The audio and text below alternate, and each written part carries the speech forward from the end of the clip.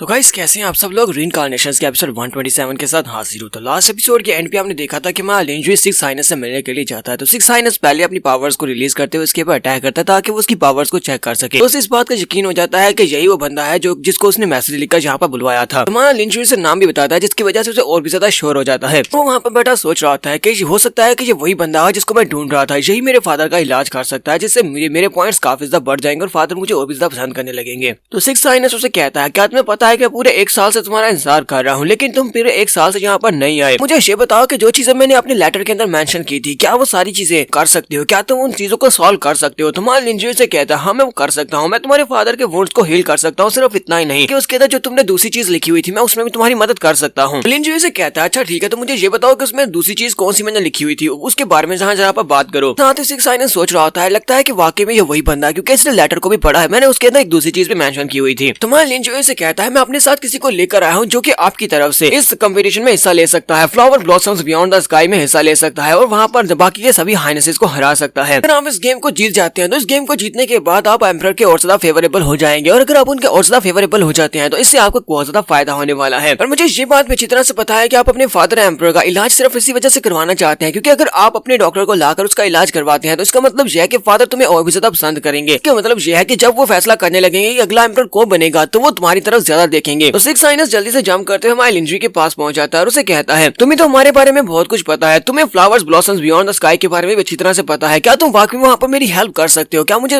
इस कंपटीशन को जितवा सकते हो। और लिंजुई से कहता है मैं सिर्फ और सिर्फ तुम्हें यहाँ पर कंपटीशन को नहीं जितवा सकता बल्कि बाकी के सभी रॉयल हाइनेसेस को मार भी सकता हूँ। अगर तुम चाहते हो तो मैं ब्लॉसम्स बियॉन्ड द स्काई में वहाँ पर इस कंपटीशन के दौरान ही बाकी सभी हाइनेसेस को मार डालूंगा। तो सिक्स साइनस से कहता है क्या तुम वाकई में इतने ज्यादा जालिम हो कि तुम बाकी लोगों की जान ले सकते हो। तुम्हारे लिंजुई से कहता है अगर हमें यहाँ पर सक्सेस हासिल करनी है तो हमें जालिम बनना पड़ता है, अगर हमें सक्सेस हासिल करनी है तो हमें इस तरह के काम करने पड़ते हैं और तुम्हें ये बात अच्छी तरह से पता है, मुझे यहाँ पर और कुछ कहने की जरूरत भी नहीं है। सिक्स साइनस से कहता है हाँ ये बात वाकई में सच है, हर किस्म के हरबे को इस्तेमाल करता है हमेशा वही आगे बढ़ता है। तो सिक्स साइनस से कहता है अच्छा ठीक है आप मुझे ये बताओ कि तुम्हें बदले में क्या चाहिए क्योंकि तुमने यहाँ पर ये बात कर दी कि तुम मेरी मदद करोगे लेकिन तुमने ये नहीं बताया कि बदले में तुम्हें मुझसे क्या चाहिए। लिंजुई से कहता है फिलहाल के लिए वक्त सही नहीं है, जब सही वक्त आएगा तब मैं तुम्हें खुद ही बता दूंगा मुझे बदले में क्या चाहिए। फिलहाल के लिए तुम यहाँ पर इस बात के ऊपर फोकस करोगे तुम्हें यहाँ पर बाकी के हाइनेसेस के साथ क्या करवाना है। तो फिर साथ ही सिक्स साइनस उसे कहता है अच्छा फिर ठीक है मुझे ये बताओ कि तुम हमारे एम्परर को हील होने में कब मदद करोगे। और साथ ही वो अंदर से सोच रहा होता है मेरे फादर की इंजरीज को हील करना बहुत ज्यादा जरूरी है, अगर वो उसका इलाज कर सकता है तो इससे पहले उसका इलाज करना चाहिए क्योंकि अगर इसने बाद में तो कुछ ऐसी चीज मांग ली जो कि बहुत ज्यादा महंगी हुई तो फिर मैं इसे मार डालूंगा। लिंजुई से कहता है पहले मुझे इस कंपटीशन में हिस्सा लेना होगा, इस कंपटीशन में जाने के बाद मैं तुम्हारे फादर का इलाज कर पाऊंगा क्योंकि वहाँ पर कुछ ऐसी चीजें हैं जो कि मुझे सिर्फ और सिर्फ वहीं से मिल सकती हैं, उन चीजों को वहाँ से लाकर मैं तुम्हारे फादर का इलाज करूंगा। लिंजुई से कहता है कि तुम्हें ज्यादा इंपेशेंट होने की जरूरत नहीं है, यानी सब्र करो क्योंकि तुम्हारे फादर की जो इंजरीज है वो इतनी आसानी के साथ हील नहीं हो सकती। तुम्हें इस बारे में परेशान नहीं होना चाहिए कि तुम्हारे बाकी के भाई उसकी इंजरीज को ठीक करके पॉइंट्स ले लेंगे, ऐसा नहीं होने वाला। सिक्स साइनस से कहता है जैसा कि तुमने कहा तो फिर ठीक है मैं इंतजार करूंगा। फिर साथ ही अपनी पावर्स को यूज करते वहाँ पर एक जीथर बनाने लगा और उससे कहता है डाउन ने मुझे कहा था कि तुमने उसे कहा था कि तुम्हें एक जीथर चाहिए, तुम्हारे लिए ये वाला जीथर कैसा रहेगा। वो अपने पास एक जीथर निकालता है और उसे दे देता है। तुम्हारे लिंजुई से कहता है ये काफी ज्यादा अच्छा है। तुम्हारे लिंजुई से कहता है कि रस्ते में मैंने एक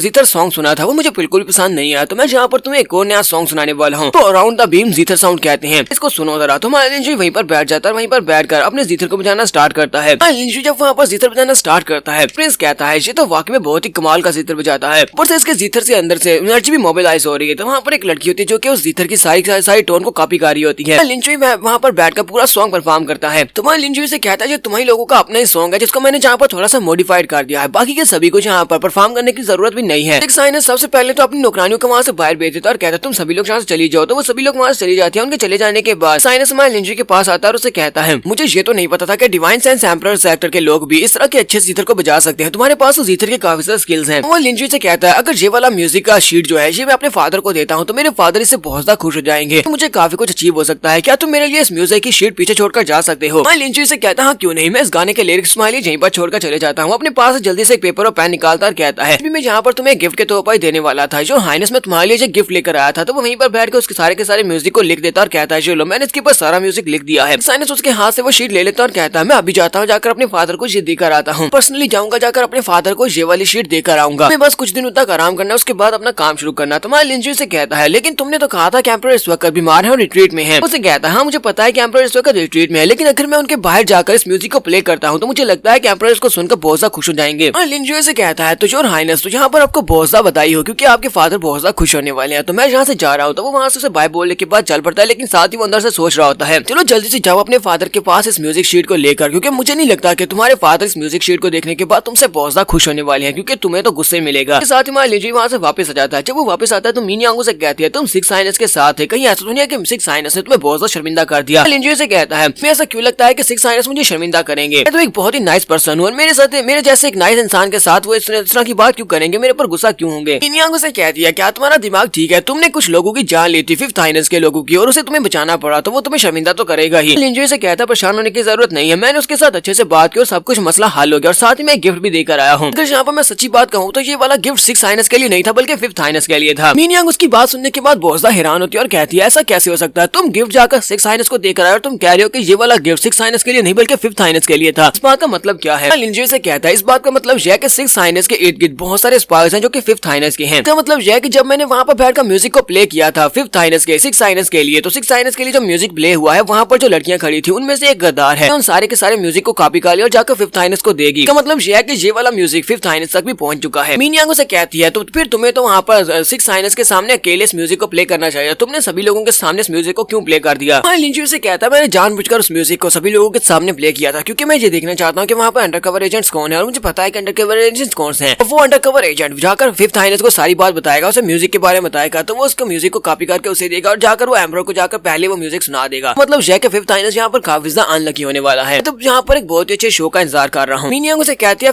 एजीथर एम्ब्रो सेक्टर में 7 हाइनेसेस हैं और सभी के सभी एक दूसरे से फाइट कर रहे हैं एक गद्दी को हासिल करने के लिए, एम्ब्रो बनने के लिए। लेकिन तुमने जहाँ पर आकर फिफ्थ साइनस के कुछ लोगों की जान लेकर उन लोगों के बीच में जो फाइट है उसको और भी ज्यादा बढ़ा दिया है। लिंजुई से कहता है यही तो मेरा मकसद है, क्योंकि ये लोग पिछले 10 साल से आपस में फाइट कर रहे हैं लेकिन कोई भी रिजल्ट नहीं निकले, इतना ज्यादा इंतजार नहीं कर सकता। मैं सभी लोगों के दरमियान में इस फाइट को और भी ज्यादा तेज करूंगा, इनमें से बाकी सभी मर जाए और सिर्फ एक एम्परर बन जाए। उसी वक्त ज़ेंगडा वहाँ पर आता है और लिंजुई से कहता है मास्टर लिंस सेवंथ हाइनेस की तरफ से कोई यहाँ पर आपसे मिलने के लिए आया, क्या आप उससे मिलने के लिए जाएंगे। तुम्हारे लिंजुई से कहता है हाँ क्यों नहीं, मैं उससे मिलने के लिए जरूर जाऊंगा, कहाँ पर है वो। तो मीनियांग मास्टर जैंग काई से कहती है जहाँ पर एक और हाइनेस लिंजुई को मिलने के लिए बुला रही है। इसका मतलब यह है कि मुझे लगता है कि ये सारे के सारे हाइनेस लिंजुई के जाल में फंसने वाले हैं। मास्टर जैंग काई से कहते हैं हाँ मुझे भी ऐसा ही लगता है, मुझे लगता है कि सेक्टर मास्टर के दिमाग में बहुत ज्यादा इस वक्त कुछ चल रहा है जिसकी वजह से ये सभी लोगों को अपने जाल में फंसा लेगा। मैं इसके दिमाग को पढ़ भी नहीं सकता कि यहाँ पर क्या करने वाला है। तो लिंजुई ज़ेंगडाओ के साथ जब जा रहा होता है उस बंदे से मिलने के लिए जो कि सेवंथ हाइनेस की तरफ से आया होता है, ज़ेंगडाओ रास्ते में मैं लिंजुई से कहता है मास्टर प्लीज इस बात को याद रखना, ये बंदा जो भी यहाँ पर आया है वो सेवंथ हाइनेस का कॉन्फिडेंट है, यानी कि वो एक बहुत ही स्पेशल बंदा है, आप उसकी जान नहीं ले सकते। तुम्हारा लिंजुई की बात सुनने के बाद से कहता है क्या मैं तुम्हें कोई कातिल नजर आता हूँ, क्या तुम्हें लगता है कि मैं ऐसे किसी की भी जान ले लेता हूँ, मैं ऐसे किसी की जान नहीं लेता। ज़ेंगडाओ उसकी बात सुनने के बाद सोच रहा होता है जरा देखो तो यहाँ पर ये क्या कह रहा है, ये ऐसी किसी की जान नहीं लेता। वो लोग वहाँ पर पहुंचते हैं तो वहाँ पर लड़की होती है जिसका नाम चन रोसो होता है। तो ज़ेंगडाओ उसके सामने झुकते हुए ग्रीट करता है और कहता है सिस्टर चन रोसो यही वो यंग मास्टर लिन है जिससे आप मिलना चाहती थी। तो वहाँ पर मास्टर लिंजुई से कहती है लिंजुई मैं यहाँ पर आपको रिस्पेक्ट देते हुए आपसे एक पूछना चाहती हूँ कि आप हमारे सेवंथ हाइनेस से मिलने के लिए चलेंगे, हमारी सेवंथ हाइनेस आपसे मिलना चाहती है। लिंजुई कहता है हाँ क्यों नहीं, चलो ठीक है फिर चलते हैं। तो यहाँ पर हम लोग अपनी एपिसोड 127 का एंड करेंगे। एपिसोड का एक्सप्लेनेशन अच्छी लगी हो तो कमेंट करके जरूर बताइएगा, चैनल को सब्सक्राइब कर दें, वीडियो को लाइक और शेयर कर दें। शुक्रिया।